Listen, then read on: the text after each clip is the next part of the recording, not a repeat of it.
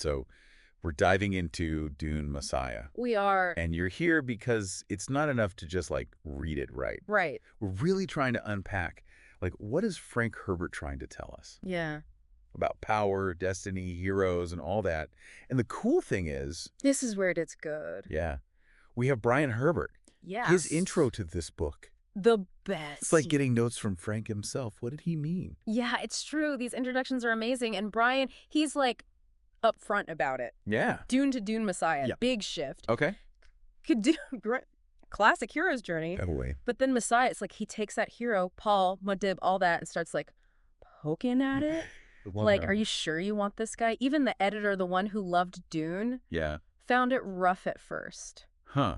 So it's not just like hero turns bad guy simple. No, it's deeper. Herbert, he was like obsessed with these real world leaders. Okay. The ones who everyone just loves. And he saw the danger in that, you know? Yeah. Like, think JFK, Camelot, all that. Even if the leader's not evil, that much worship. Yeah. It's asking for trouble. It makes me think of that line in Dune. Okay. Lietkine's dad. He's like, no more terrible disaster than to fall into the hands of a hero. Whoa! And like Lietkine's himself, he becomes a huge leader for the Freemen, right? That's true. It's like Herbert was putting up warning signs about Paul from the start. 100%. And that's where this whole hubris thing comes in. Oh, yeah. Ancient Greeks, right. Too much pride, you're gonna fall. Right. Herbert's not just writing sci-fi here. He's saying whole civilizations can get wrecked by hero worship. That is chillingly relevant. Yeah. And not just on Arrakis, you know? Oh, no, for sure. Yeah. And it's not even just the followers who are in danger, right? What do you mean? Remember that bit about Paul controlling the water on Arrakis? Oh, yeah. Essential on a desert planet. Exactly. And he basically says, possession of water can inflict fatal carelessness. So, because he's basically invincible, Yeah. controlling the one thing everyone needs. He's blind to the other dangers. It's seductive, that power, but Herbert's showing us there's a price. So while Paul's on the throne, this conspiracy's brewing underneath. Yeah. Almost like it had to happen. Yeah. Brian Herbert even uses the word sleight of hand to describe it, like how sneaky it is. And that is where our excerpts from Dune Messiah come in. We've got the Tleilaxu. The Tleilaxu, oh man. Mm-hmm. Like the creepy geneticists who always have an angle. Always. And the Bene Gesserit with their whole breeding program thing. Scammeration. To make the Kwisatz Haderach. Right. They're superhuman. Which, ironically, Paul is. He is, but they're still not happy. Like they built this amazing car, got in, and realized Jeannot breaks. Whoa. Paul's power is beyond anything they planned for. Yeah. Now they need control back. And we can't forget the Fremen. Right. Paul's own people. They're the ones who followed him in the first place. Yeah. But even they're starting to have second thought. Be careful what you wish for, you know? They wanted a leader to kick out the Harkonnens. Yeah. Now, some of them, they miss the old ways, the simplicity. Okay, so let's break down these conspirators one by one. Okay. First up, Tleilaxu. Mm-hmm. Like, what's their end game with Paul, really? $1 million question. On the surface, discredit him. Yeah. But it's way deeper than that. These guys see themselves as, like, architects of humanity. Okay. Shaping it through genetics, their way. And Paul's like a wrench in that whole plan. Oh, completely. He's this unpredictable element. Bloodlines they didn't make, powers they can't control. Their whole deal is control through genes, and Paul is chaos. And then you have the Bene Gesserit. Yeah. So focused on getting the Kwisatz Haderach. Right. And for anyone who needs a refresher, that's like their ultimate goal. A being who can access like all their ancestors' memories, male and female lines. Yeah. And they get them in Paul. They do. But he didn't read the script they wrote for him. He went off book. Off book completely. So now they're worried about his children. His kids are their last hope to get things back on track, huh? Exactly. And then the Fremen. It's kind of sad, actually. They wanted Paul's power so badly, but now... Now they're feeling the downsides. Yeah. Some of them miss the old ways. That deep connection to the desert, their traditions. Paul's become this distant, godlike figure, not what they expected. And that gap between him and them, that's an opening for the conspirators. Okay, so we've got three groups, all gunning for Paul for different reasons. Right. The Tleilaxu, scared of what he represents. Uncontrollable. Bene Gesserit, wanting to regain control. They want that steering wheel back. And the Fremen, just wanting a leader who feels like one of them again. And Herbert is so good at weaving these different motives together. It's true. You just feel this tension building. Like, something's got to give. It's interesting, though, how much of this seems tied to Paul's prescience. His whole deal, yeah. Seeing the future. Does it make him more in control, or is he trapped by it? That is the question. He even asks it himself in the book. Could it be that the Oracle didn't tell the future? Could it be that the Oracle made the future? Whoa. It clearly messes with him. There's that scene where he envies ordinary people, too. Oh, yeah. The ones who could just blend in, almost like he sees his prescience as a burden, not a superpower. Try carrying the weight of every possible future, every choice in your mind. No wonder he wants a break from it. Which makes him vulnerable, in a way, to what the conspirators are cooking up. Oh, absolutely. Because what's more manipulative than using someone's greatest strength against them? Exactly. And they know Paul's weakness is his love for Chani. So they target that. And that's what makes it so scary. This isn't just some sci-fi problem. Right. This fear of being manipulated through the people we love, that's universal. And that's where the excerpt about the poisoned lichna comes in, right? Oh, yeah. Scytale, that master face dancer, he doesn't just look like Chani. Right. He becomes her. Completely. No wonder Paul's fooled. It's terrifying. They use that to poison her. And the messed up part. What's that? The poison, it speeds up the growth of her unborn twins. Oh, man. Chani is so happy to be a mother, but it's all tied up with this tragedy. And Paul's prescience. He knows. Yeah. He has to just watch it happen. It's awful. Here's this emperor, untouchable, brought low by love and loss. So we left off with Paul, this emperor who can see the future, caught in this, like, impossible trap. The bad guys, they know they can't just overpower him. Way too powerful. Right. So they're going to undermine him, and it all comes back to Chani. Target the heart, right. Break the man. And using Duncan, Idaho for this, just, masterful. Oh, man. Duncan, Idaho, for those who haven't got there yet, he's Paul's swordmaster, right? Yeah. Totally loyal. But not the same Duncan. Gola, baby! Clone!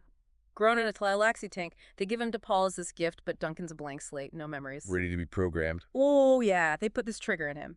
At the right moment, Duncan kills Paul. Just like that. Brutal. And Yeah. Paul's so happy to have him back, you know? Total trust. Which is what makes it so messed up. That trust is what they're going to shatter. It makes you think, you know? Yeah. Like, how easily could we be manipulated? The people we love most. Used against us. That's scary stuff, even without, like, sandworms involved. Totally. And speaking of inner turmoil, Alia, Oh, yeah. She's got more problems than just being, you know, Emperor's sister. she's got the memories of Baron Harkonnen, her dead grandfather, stuck in her head. From when she was born, right? Like having your worst enemy whispering doubts to you all day long. No peace. And Aaliyah, she tries, but she's young.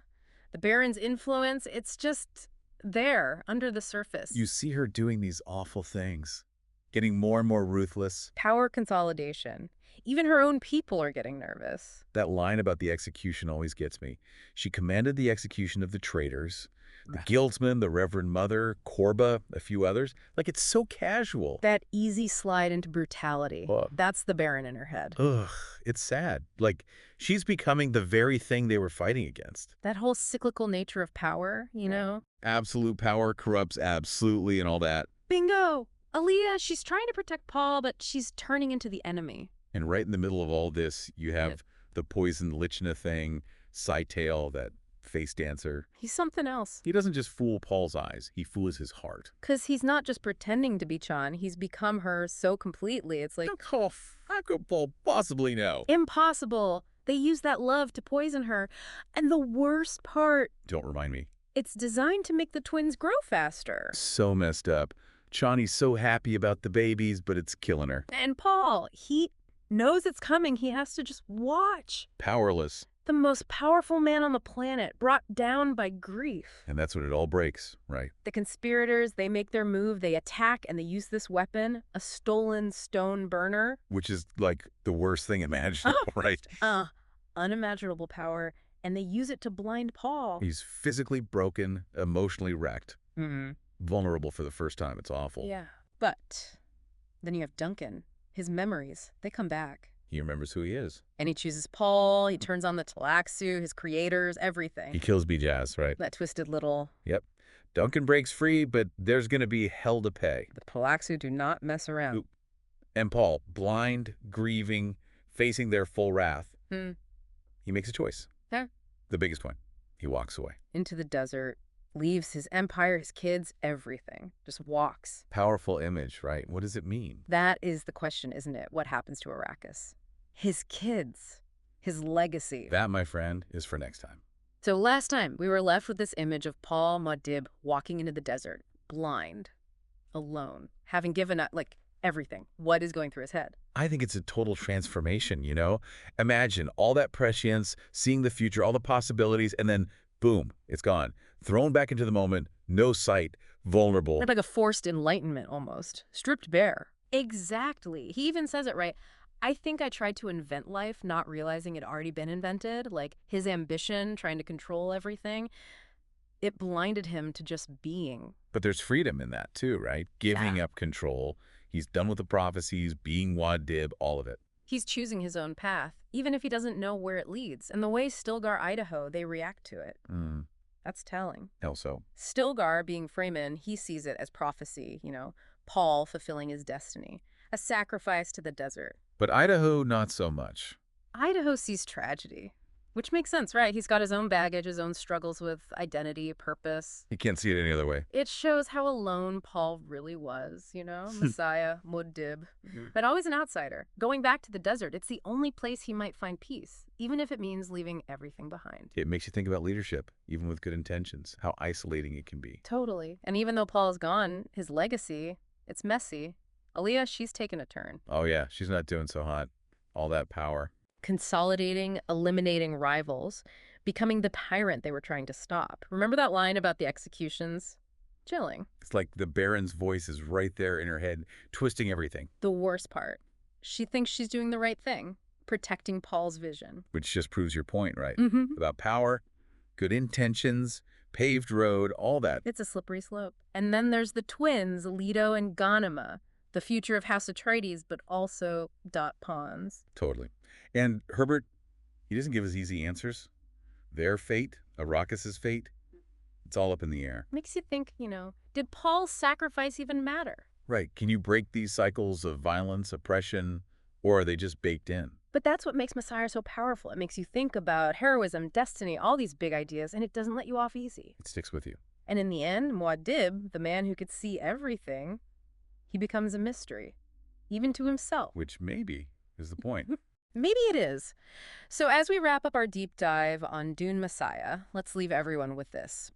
The desert imposes its own rhythms. We welcomed him, called him our Mahdi, our Muad'dib, and gave him a secret name, Base of the Pillar, Yusul.